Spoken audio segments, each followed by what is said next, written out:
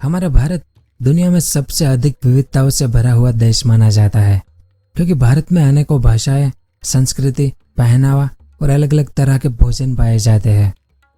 तो ऐसी विविधताओं के कारण भारत को भारतीय उपमहाद्वीप भी कहा जाता है। और जब भारत अंग्रेजों से आज़ाद हुआ था, तब भारत में मात्र 14 राज्य और 6 केंद्र शासित प्रदेश ही हुआ करते थे।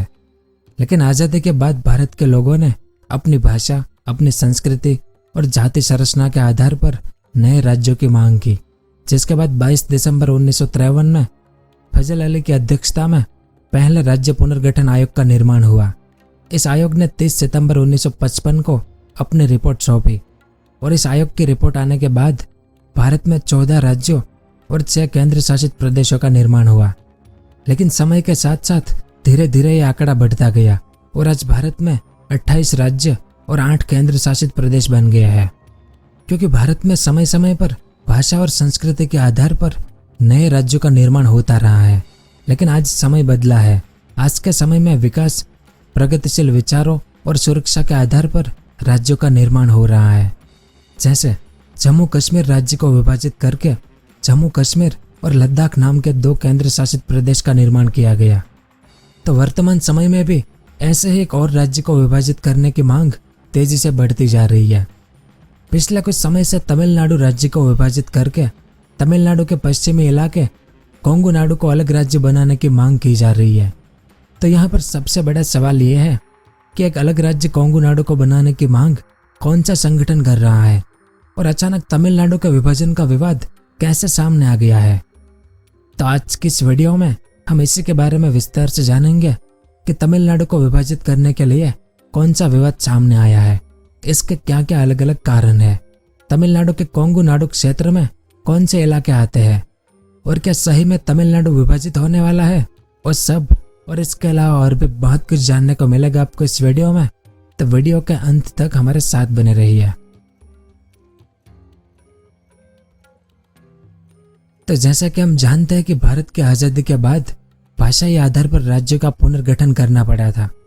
लेकिन इसके बाद आज भी देश के कई क्षेत्र में अलग राज्य बनाने की मांगे जारी है।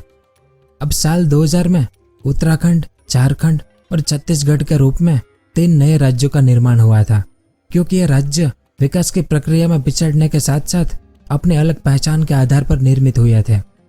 फिर साल 2014 में तेलंगाना के रूप में एक और राज्य का निर्माण हुआ, जिसमें भी विकास के साथ साथ क्षेत्रीयता का मुद्दा प्रमुख था। यानी किसी भी नए राज्य की मांग के पीछे प्रादेशिकता की भावना के साथ ही इन क्षेत्रों के विकास में अनदेखी प्रमुख कारण के रूप में विद्यमान है। लेकिन कुछ मामलों में नए राज्यों के निर्माण की प्रवृत्ति राजनीतिक महत्वाकांक्षाओं का भी परिणाम है। कुछ पार्टियों के द्वारा अपनी महत्वाकांक्षाओं की पूर्ति और राजनीतिक पार्टी के उस राज्य में सीटों की बढ़त के लिए भी उस राज्य के विभाजन के मुद्दे उठाए जाते हैं। तो तमिलनाडु में भी पश्चिमी तमिलनाडु का विभाजन करके कोंगू नाडु नामक राज्य या केंद्र शासित प्रदेश बनाने की मांग एक ऐसा ही मुद्दा है, जिसने केंद्र सरकार और राज्य सरकार दोनों को आमने सामने लाकर खड़ा कर दिया है।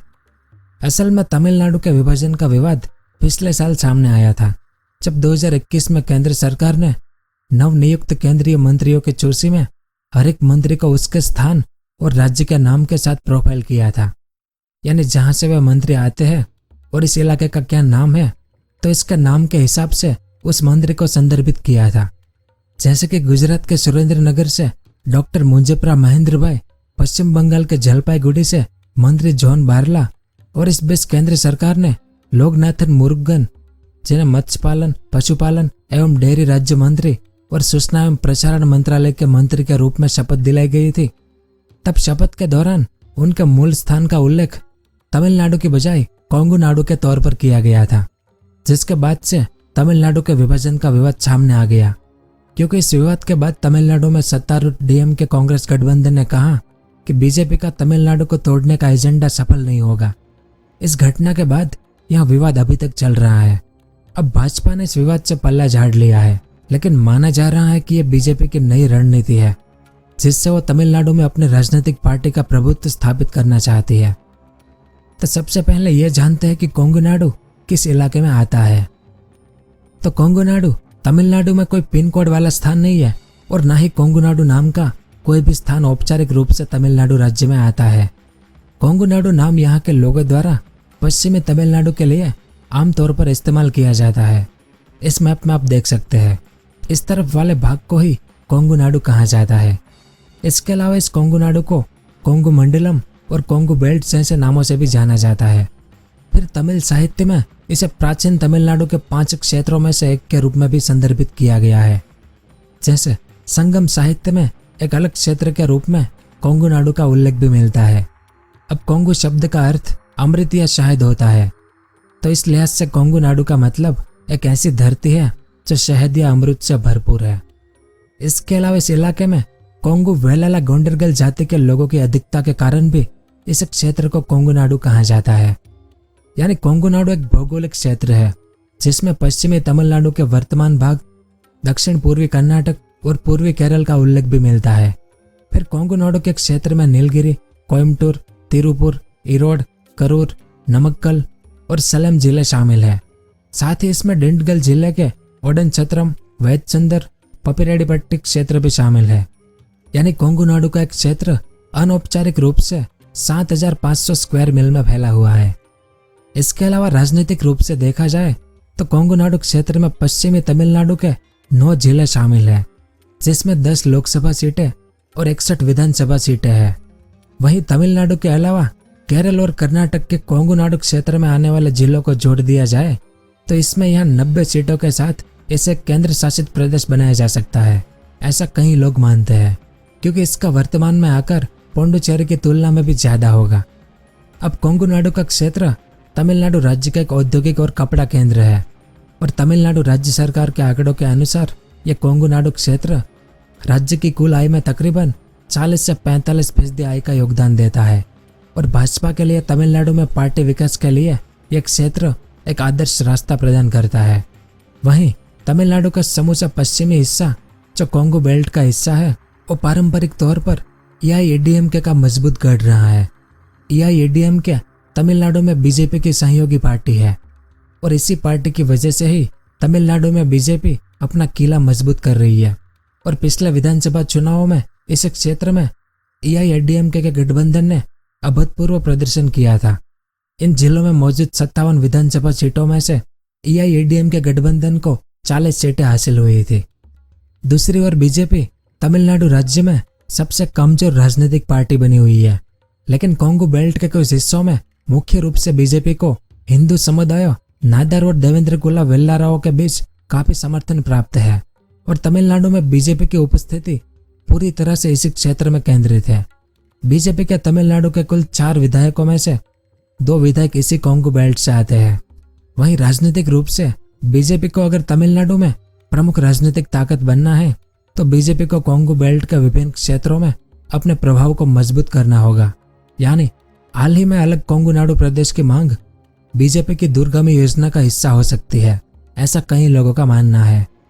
अब कोंगुनाडु क्षेत्र तमिलनाडु की अर्थव्यवस्था में बहुत बड़ा योगदान देता है, फिर भी राज्य सरकार के द्वारा इस क्षेत्र को हमेशा से उपेक्षा का सामना ही करना पड़ा है, क्योंकि जिस हिसाब से इस कोंगुनाडु क्षेत्र ने तमिलनाडु की अर्थव्यवस्था में सहयोग दिया है उस हिसाब से राज्य सरकार के द्वारा इंफ्रास्ट्रक्चर या कोई भी प्रोजेक्ट इस क्षेत्र में नहीं बनाया गया है। इस कारण इस क्षेत्र में जो भी विकास कार्य किया गया है या जो भी इंफ्रास्ट्रक्चर प्रोजेक्ट बने हैं उनमें सबसे बड़ा सहयोग इस क्षेत्र की सबसे बड़ी जाति समुदाय कोंगु वेलाला गोंडरगल के द्वारा किया गया है, जिस कारण कोंगुनाडु क्षेत्र के विकास को सहयोग करने वाली कई लोकल पार्टी का निर्माण हुआ है, जिसमें कोंगुनाडु मुनेत्र कड़गम, कोंगुनाडु मक्कल देश्य कच्ची यानी केएमडी के प्रमुख है। यह पार्टियां लंबे समय से कोंगुनाडु क्षेत्र में हो रहे भेदभाव का विरोध कर रही है और कोविड महामारी के समय पर भी इन राजनीतिक दलों ने राज्य सरकार से इन क्षेत्रों में कोविड की वैक्सीन ना पहुंचाने के आरोप लगाए थे।